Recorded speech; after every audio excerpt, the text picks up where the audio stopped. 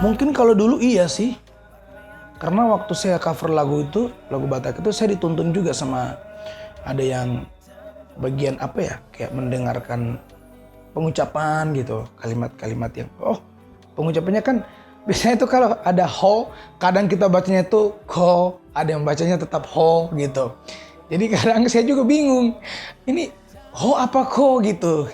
Tapi nanti beberapa lagu yang saya sudah nyanyikan dan saya paham, oh ternyata penggunaan ho dan ko itu di bagian mana gitu.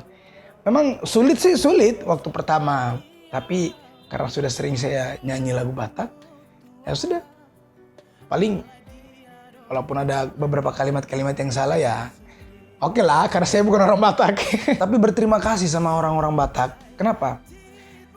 Ketika saya menyanyikan satu lagu Batak, saya tidak pernah mendapatkan kayak komentar yang negatif atau komentar yang tidak baik lah. Serius bang, selama ini video apapun yang tentang lagu Batak saya upload, itu tidak pernah mendapatkan respon yang tidak baik. Dan semuanya malah mendukung. Walaupun ada beberapa kalimat yang salah, tapi mereka bilang, it's okay. Karena dia bukan orang Batak, tapi mereka yakin akan lebih baik gitu. Dan itu membuat saya lebih percaya diri untuk menyanyikan lagu Batak. Karena tidak gampang sih menyanyikan lagunya orang pertama, lalu dengan bahasanya daerah yang berbeda gitu, pengucapan yang berbeda.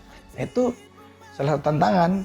Tapi akhirnya ya saya berterima kasih sama orang-orang Batak, mereka support dan itu membuat saya lebih percaya diri untuk nyanyi gitu.